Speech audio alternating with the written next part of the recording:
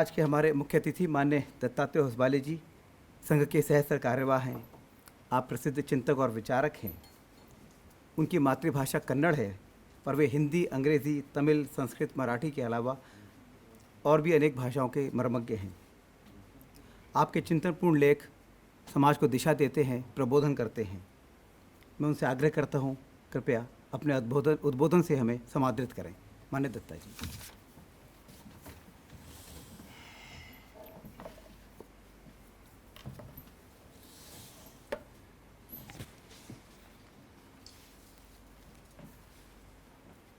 आज के इस पुस्तक लोकार्पण कार्यक्रम के सम्मान्य अध्यक्ष और दीर्घकाल से मेरे मित्र श्री आलोक जी, पुस्तक के लेखक द्वय श्री अरुण जी आनंद और डॉक्टर विनय जी, प्रकाशक वो भी द्वय ही कहना चाहिए, प्रभात जी और पीयूष जी, मेरे सामने और ऑनलाइन में जुड़े हुए सभी बहनों और भाइयों, आज के इस लोकार्पण के कार्यक्रम कई मायने से विशिष्ट हैं। वैसे इस प्रकार के कार्यक्रम यदि परिस्थिति कोरोना के नहीं होती, इससे बड़े हाल में हमको करना चाहिए था,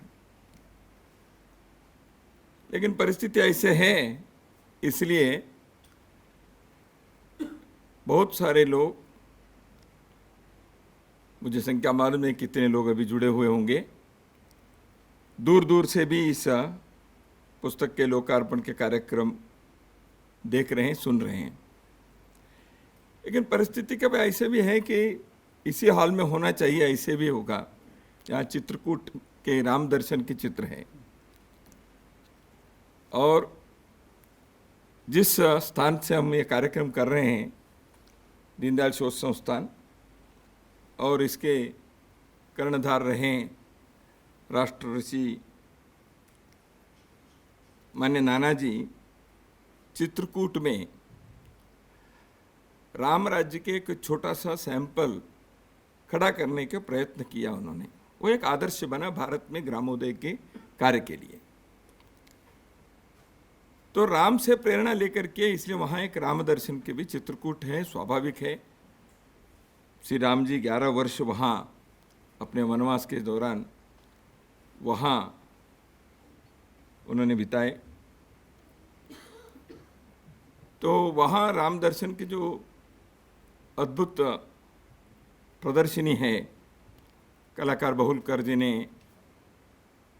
अपनी प्रतिभा से उसका निर्माण किया है। तो इसलिए कहीं ना कहीं ये संयोग भी होना चाहिए, ऐसे हुआ होगा। तो इसलिए कार्यक्रम आज यहाँ सभी प्रकार के वर्तमान नियम को पालन करते हुए करने में हम बाध्य हो गए। मैं सर्वप्रथम लेखक दोनों को और प्रकाशकों को साधुवाद देता हूँ, बधाई देता हूँ। अभी 5 दिन के बाद जिस अयोध्या में जिस मंदिर के, भव्य मंदिर के स्थापना के सपना देखते हुए पिछले लगभग 500 वर्ष संघर्ष हुआ है, उस संघर्ष के परिणति होने के, संघर्ष तो हो ही गया है, उसके जो प्रतिफल अभी मिलना है, उसके मंदिर निर्माण कार्य के शुभारंभ होने वाला है। भारत के प्रधानमंत्री वहां जा रहे हैं। तो उसके पूर्व ऐसे एक पुस्तक की आवश्यकता आज है क्या? मान्य आलोक जी ने इसके बारे में कहा है। लेखक दोनों ने इस पुस्तक की कुछ उसकी पृष्ठभूमि भी बताए हैं। लोग हमेशा कहते हैं मंदिर बहुत है, अयोध्या में क्यों मंदिर चाहिए। इस पुस्तक के प्रस्तावना में और अभी अपने वक्तव्य में अरुण जी ने वही बताया। लोग कहते हैं वहाँ अस्पताल बनाओ, विद्यालय बनाओ, उसका उत्तर भी उन्होंने दिया ही है। तो ऐसे पुस्तक भी बहुत है अयोध्या के बारे में, फिर भी क्यों पुस्तक चाहिए। जब लेखक पुस्तक लिखते हैं, एक संदर्भ होता है, एक परिस्थिति होती है। अब देश के अंदर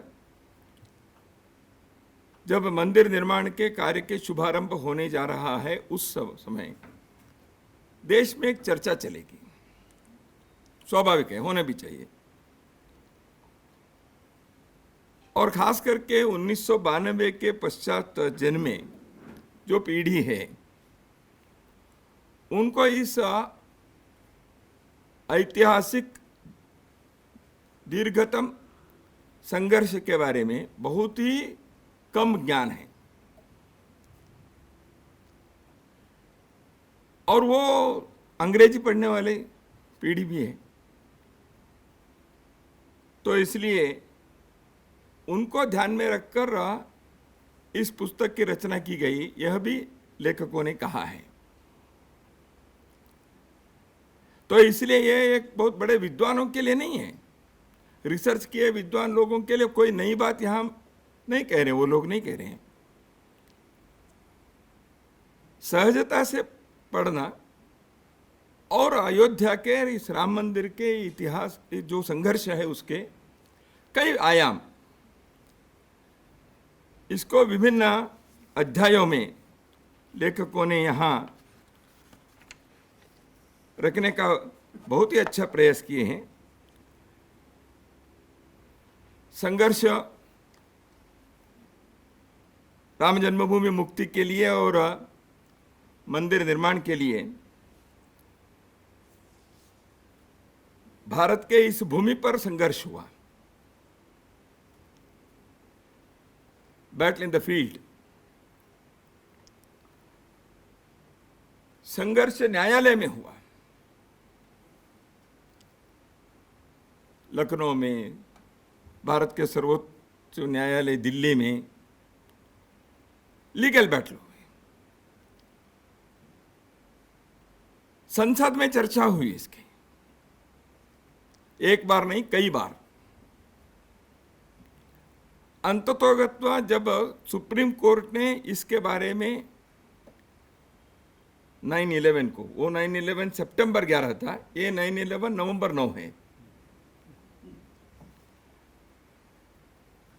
तो जब सर्वोच्च न्यायालय ने अपने निर्णय सुनाया, उसमें उन्होंने ये कहा कि भारत की सरकार इसके लिए न्यास बनाए।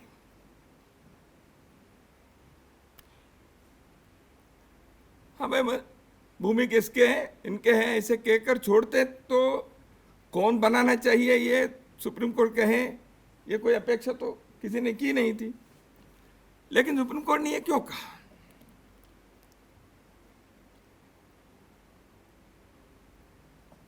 इन सारे विषयों के तो भारत सरकार उसके भी एक इस देश के सांस्कृतिक धरोहर के, इस देश के राष्ट्रीयता के प्रतीक के साथ इस देश के भारत के सरकार संविधान यदि जुड़े नहीं हैं तो इस मंदिर का और सरकार के कोई ताल्लुक है कि वो केवल it is not the legal connection, it is not the administrative connection और रिलेशन,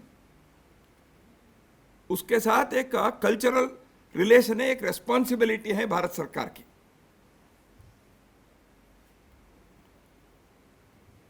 वैसे तो यह कार्य होना चाहिए था स्वतंत्र भारत के प्रारंभ में ही। भारत स्वतंत्र होने के जो एक द्योतक है, प्रतीक है, वह केवल दिल्ली में सत्ता में बैठे हुए लोग बदल गए, ये केवल स्वातंत्र्य नहीं होता। अभी कल नई राष्ट्रीय शिक्षा नीति की घोषणा हुई किसी ने एक लेख लिखे हैं, मैकाले के शिक्षा पद्धति से भारत को मुक्त करने के लिए ऐसी शिक्षा नीति की आवश्यकता थी।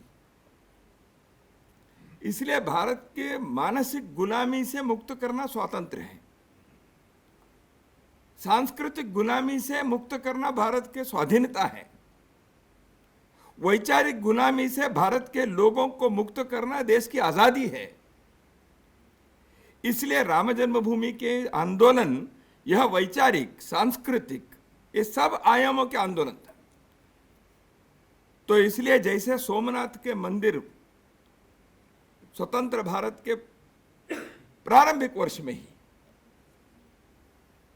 वो बनाने का कार्य घोषित हो गया और भारत के राष्ट्रपति, तत्कालीन राष्ट्रपति महोदय बाबा राजेंद्र प्रसाद जी उसके लिए उद्घाटन के लिए गए। तो इसलिए भारत क्या है, भारत की पहचान क्या है, इस राष्ट्र की अस्मिता क्या है, ये सारे विषयों के साथ अयोध्या के राम जन्मभूमि की, इस देश के मिट्टी के सुगंध के एक नाता है, संबंध है। इससे छोड़कर केवल कानून से, शासन से, लोकतंत्र के चुनाव के कारण सत्ता बन गई, सरकार बन गए, वो भारत के यहाँ के मिट्टी के साथ जुड़ना है तो ये सारी चीजें उसके लिए आवश्यक है। तो इसलिए अयोध्या में राम मंदिर के निर्माण होना यह एक कोई रिलीजियस चीज नहीं है। इसलिए कई बार इस संघर्ष में, राम जन्मभूमि आंदोलन में, इसके तथाकथित विरोधी लोग, मैं तथाकथित इसलिए कह रहा हूं, उनको विरोध करने की इच्छा मन में थी कि नहीं मालूम नहीं, लेकिन उनको विरोध करना था जो आंदोलन किए हैं उनका। बहुत सारे इसके लिए सबूत है, मैं उसमें नहीं जाऊंगा आज, क्योंकि हमने आंदोलन के दौरान इन सारे विषयों को बार बार कह चुके हैं। तो इसलिए ऐसे जो विरोध करने वाले लोगों ने सेक्युलरिज्म के एक फिजूल चर्चा उन्होंने उठाई। मंदिर निर्माण के डिमांड करना यानी ये सेक्युलरिज्म का विरोध। तो सेक्युलरिज्म का अर्थ को भी विकृत किया। मंदिर निर्माण के या मंदिर के जो बात है, भावना है, उसके पीछे के एक सांस्कृतिक चाह के, राष्ट्रीयता के एक प्रकटीकरण के, अभिव्यक्ति के बारे में भी उनके जानकारी नहीं थी, या जानबूझकर लोगों को भुलाने का प्रयास उन्होंने किया। जैसे अभी आलोक जी ने कहा, अभी आप अमेरिका में क्यों कोलंबस के मूर्ति को हटाना है? दिल्ली में विक्टोरिया रानी की मूर्ति हटाकर महात्मा गांधी जी की मूर्ति क्यों रखें? औरंगजेब के मार्ग को अब्दुल कलाम मार्ग के नाते बदलना क्यों किया? इसलिए देश स्वतंत्र होना, अपने सांस्कृतिक जड़ों के बारे में, राष्ट्रीयता के पहचान के संदर्भ में एक समाज, एक राष्ट्र, एक जन यदि वो जागृत होकर, सक्रिय होकर इसके लिए अपने कर्तव्य को नहीं निभाते हैं, वह राष्ट्र नहीं बनता, केवल जमीन का टुकड़ा हो जाता है। कुछ चुनाव करेंगे, सत्ता आएंगे, वो सब ठीक है, भौतिक चीजें चलती हैं। भारत पर राज कोई भी किए हों, मुगलों ने किए, अंग्रेजों ने किए, लेकिन भारत के राष्ट्रीय आत्मा जो है वो उसके भूलकर यहां के लोग नहीं रहे। इसलिए उस आंदोलन के दौरान भी गीता रहस्य जैसे ग्रंथ के प्रकाशन हुआ, राम राज्य की बात आई, लोकमान्य तिलक और महात्मा गांधी जी सरी के लोगों ने इस प्रकार के विषय को लोगों के सामने रखा। शिवाजी की जयंती के उत्सव मनाया गया, गणेश उत्सव मनाया गया, केवल महाराष्ट्र में नहीं, दूर के बंगाल में गुरुदेव रविंद्रनाथ टैगोर ने इस विषय को उठाया। एक राष्ट्रीयता के कुछ अभिव्यक्ति के प्रतीक होते हैं। अयोध्या में राम जन्मभूमि पर निर्माण होने वाले मंदिर ये केवल कुछ कर्मकांड के धार्मिक चीजों के मंदिर के नहीं है। वहां पूजा होगी, जो पद्धति है उस प्रकार से होगी। वहां जिस संप्रदाय के, जिस पंथ के जो करना वो तो करेंगे, क्योंकि वो एक पद्धति है। लेकिन वो केवल ऐसे एक मंदिर नहीं है ना। इसलिए इस राष्ट्रीयता के, अस्मिता के एक प्रतीक के नाते, धरोहर के नाते, स्मारक के नाते सोचना चाहिए, यह वर्तमान पीढ़ी को समझना चाहिए। दो तीन बातें मैं संदर्भ में कहना चाहता हूं कि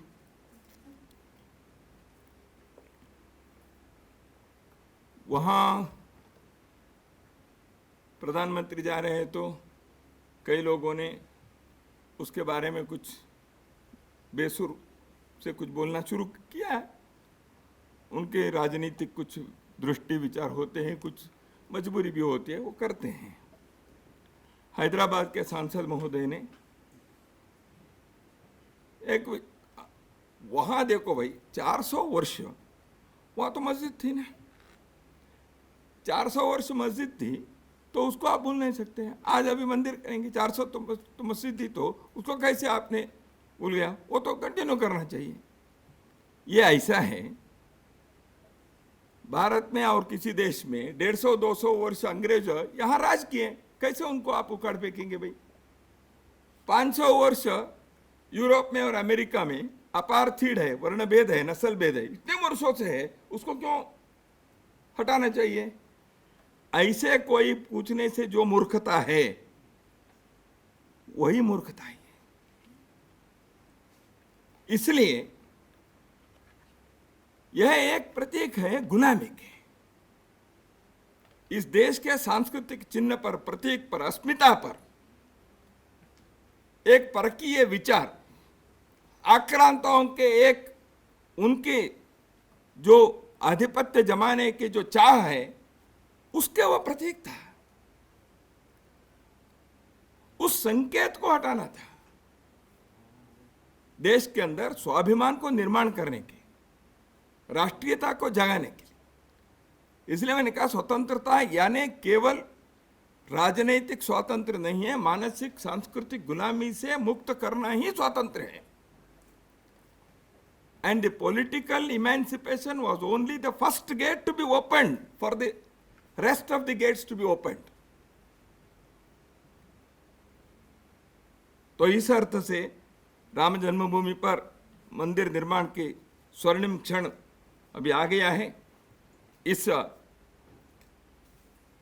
पृष्ठभूमि में ये जो पुस्तक अभी प्रकाशित हुई है, इसमें जैसे मैंने कहा लेखकों ने इसके जो सब टाइटल दिए हैं, ट्रूथ, एविडेंस और फेथ, इसके बारे में प्रारंभ में प्रभात जी ने भी कहा है, इसके तथ्य के, इसके बारे में सबूत जो है उसके, साक्षी के और विश्वास जो है, इन तीनों के आधार बनाकर इन्होंने विभिन्न अध्यायों में इस विषय कहा है।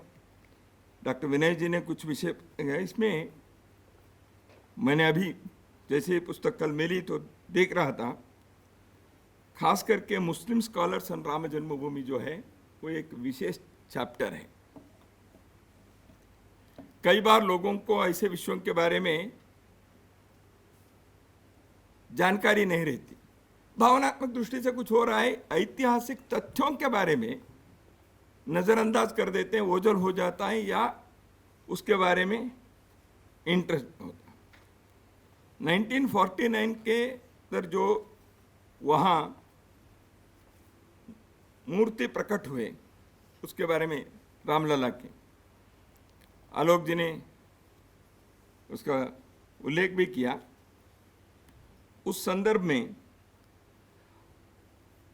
ये जो पंडित नारायण भट्ट के 3 बिंदु जो टर्निंग पॉइंट इस अध्याय में, किसी एक स्थान पर मंदिर में वहाँ के मूर्ति यदि गायब हो गई, उठाया, नष्ट हो गए, किसी ने जानबूझकर उसको वहाँ से हटाया, तो वो मंदिर बने रहेगा कि नहीं रहेगा? इसके लिए हजारों वर्ष पूर्व भारत के मनीषियों ने, उनमें से एक पंडित नारायण भट्ट ने जो विषय रखा, उसके जो 3 मुद्दे यहाँ दिए हैं, यह बहुत महत्वपूर्ण है। और इस पुस्तक में जो अनेक्षर्स हैं, उसके संदर्भ में भी इस पुस्तक को पढ़ने वाले लोग जरूर उसके बारे में देखना चाहिए। तो इसलिए पुस्तक एक शोध कार्य करते हुए वर्तमान पीढ़ी को किस प्रकार की एक पुस्तक की आवश्यकता है, रीडर करिए, प्राइमर कहिए, लेकिन एक इस आंदोलन के परिचय, इसके बारे में पुस्तक का लिखकर एक बहुत ही अभिनंदनार्ह कार्य आप लोगों ने किया, इसलिए मैं समाज की ओर से आपको साधुवाद देता हूं। देश के अंदर ऐसे वैचारिक बहस होनी चाहिए। 84 से लेकर 92 तक 8 वर्ष जो आंदोलन की चरम काल था, उस समय भारत में एक वैचारिक बहस हुई सेकुलरिज्म के संदर्भ में, राष्ट्रीयता के अस्मिता के संदर्भ में। शायद विश्व के दृष्टि से एक संयोग है, भारत में जब भारत की अस्मिता की, राष्ट्रीयता की यह बहस चल रही थी, विश्व के अन्य देशों में उसी प्रकार के एक बहस प्रारंभ हुई। 1989 में पहले कार सेवा के पहले 1990 के अक्टूबर में कार सेवा हुई।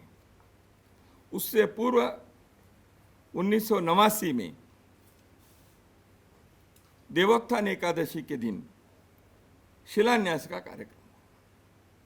उस समय भी ये कहा गया था आंदोलनकर्ताओं की तरफ से, यह राष्ट्रीय अस्मिता के, राष्ट्रीयता के, एक सांस्कृतिक पहचान के एक पुनर्जागरण के एक स्वर्णिम क्षण है।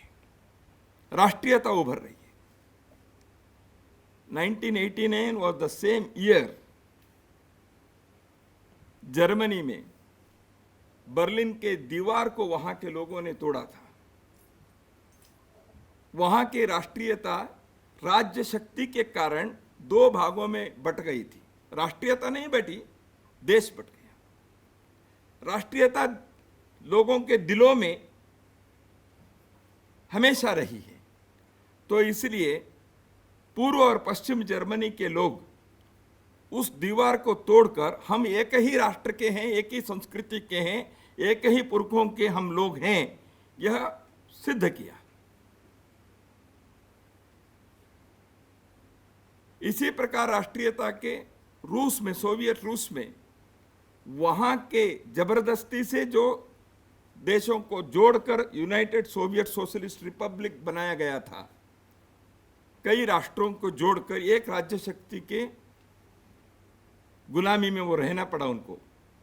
1989 was the year Michael Gorbachev ने पेरिस्ट्रोइका और ग्लास्नोस्ट के विषय रखकर जब वो विचार रखे, उसके बाद जो वहाँ के अलग अलग राष्ट्रीयता के लोग वहाँ से टूटकर निकले, जैसे कोलंबस के मूर्ति के जो हाल अब हुआ, लेनिन के मूर्ति के हाल वही हुआ था 1989 में। जिन लोगों को याद है जरा स्मरण करिए। राष्ट्रीयता, तो इसलिए भारत में जैसे राष्ट्रीयता के, राष्ट्रीय अस्मिता के जो जागरण हो रहा, दुनिया के अन्य देशों में भी इसी प्रकार के एक चित्र उन्हीं दिनों में प्रकट हुआ था। इसलिए एक distorted debate, queer debate of secularism जो चला, उसको सही दिशा में ले जाकर सेक्युलरिज्म किसी भी देश के यह लौकिक एक विषय है, वो राष्ट्रीयता के साथ समझौता करने के लिए नहीं है। विश्व के कोई भी देश अपने राष्ट्रीयता को छोड़कर सेक्युलरिज्म जैसे चीजों के जामा पहनकर बैठना यह संभव नहीं है, होता भी नहीं है। दुनिया के इतिहास इसको बार बार सिद्ध करके दिखाया है। The nationalism and the cultural nationalism can not be suppressed. कुछ समय के लिए ब्लर हो सकता है, डिम हो सकता है, लेकिन वो फिर से उठकर आएगा ही, फिनिक्स पक्षी के नाते। और जो अभी अयोध्या में मंदिर निर्माण होगा, अयोध्या हमारे मोक्षदायिनी नगरों में, पुरियों में एक है। अयोध्या मथुरा, यहाँ काशी कांची अवंतिका, पुरी द्वारावती चैव सप्तैता मोक्षदायिक। ये 7 मोक्षदायिनी में अयोध्या सदियों से, हजारों वर्षों से इस देश के लोगों ने अयोध्या को उस स्थान पर रखे हैं। अयोध्या में राम मंदिर हो गए, अयोध्या के प्रारंभ, वहाँ सूर्यवंश, इक्ष्वाकु वंश, रघुवंश सब एक ही है। गंगा को अलग अलग घाटों पर नाम अलग अलग हैं। ऐसे इस वंश के अलग अलग लोगों ने, भिन्न भिन्न राजाओं ने इस वंश के कीर्ति को चारों ओर फैलाया, अपने पराक्रम से, सत्य से, प्रामाणिकता से, सेवा से, करुणा से, वीरता से। सगर चक्रवर्ती ने किया, इक्ष्वाकु ने किया, राजा हरिश्चंद्र ने किया, दिलीप ने किया, रघु ने किया, स्वयं दशरथ ने किया, प्रभु श्री राम ने भी किया। इसलिए अयोध्या भारत के लिए एक संदेश देता है। अयोध्या के इस संदेश को ऐसे समझना चाहिए। मैंने कुछ समय पहले दिल्ली में ही और एक कार्यक्रम में कहा था, मुझे उसी बात को कहने का मोह हो रहा है। दिल्ली पर अंग्रेजों के वर्चस्व चला गया, लेकिन देश पर, यानी दिल्ली पे ना वो जो स्वतंत्र हो गया, लेकिन अंग्रेजियत के, यूरोपीय मानसिकता के जो वर्चस्व इधर उधर दिखाई देता है, आज भी काम करता है, वो दूर होकर अयोध्या के वर्चस्व, अयोध्या के प्रभुत्व भारत के लोगों के दिल और दिमागों पर होना चाहिए। इसलिए अयोध्या के संदेश, अयोध्या के वर्चस्व यानी क्या, अयोध्या के प्रभुत्व यानी क्या, अयोध्या के राजाओं के जो वंशावली के श्रेष्ठ जीवन मूल्य है, जिसके लिए वो स्मशान में भी जाने के लिए स्वीकार किया, सत्य के लिए एक राजा हरिश्चंद्र ने। रघुकुल रीत चली आई, प्राण जाए पर वचन न जाए कहने के लिए 14 वर्ष वनवास करने के लिए तैयार हुए। ऐसे जीवन मूल्यों के लिए इस देश के राजाओं ने जीने के लिए, मरने के लिए तैयार हुए। तो अयोध्या के संदेश वो है, श्रेष्ठ जीवन मूल्यों को घर घर में स्थापित करते हुए इस राष्ट्र को विश्व के राष्ट्रमालिका में ऐसे एक सम्मान के स्थान दिलाने का कार्य वर्तमान पीढ़ी को करना है।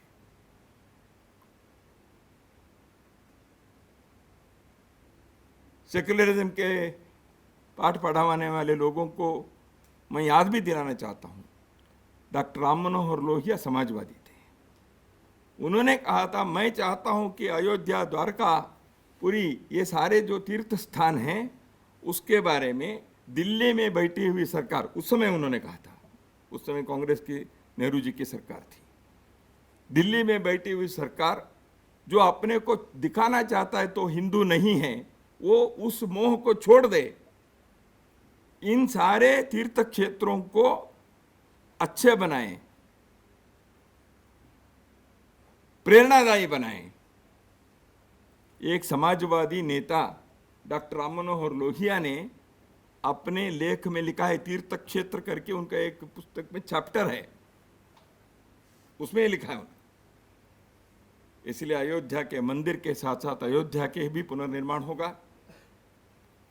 मंदिर और शहर के पुनर्निर्माण के साथ साथ वैचारिक दृष्टि से स्पष्टता, वैचारिक जागरण, सांस्कृतिक जागरण भी होना चाहिए, उसके लिए भी आवश्यक है। और अयोध्या के संदेश है राम राज्य की स्थापना। राम और रोटी ये दोनों साथ साथ चलेंगे। राम मंदिर विकास के प्रतीक है, राम मंदिर संस्कृति के द्योतक है, राम मंदिर इस देश के सर्वमुख विकास के लिए है। इसलिए राम राज्य के, आत्मविश्वास के, राष्ट्रीय सम्मान के ऐसे एक प्रतीक बनने वाले भव्य मंदिर का निर्माण होते समय ऐसे एक पुस्तक वैचारिक दृष्टि से, इतिहास को समझने की दृष्टि से प्रकाशित होना बहुत एक समयोचित, कालोचित ऐसे प्रयास है। इसके पीछे के लेखक और प्रकाशक सबको मैं फिर से एक बार साधुवाद देता हूँ। सभी को नमस्कार।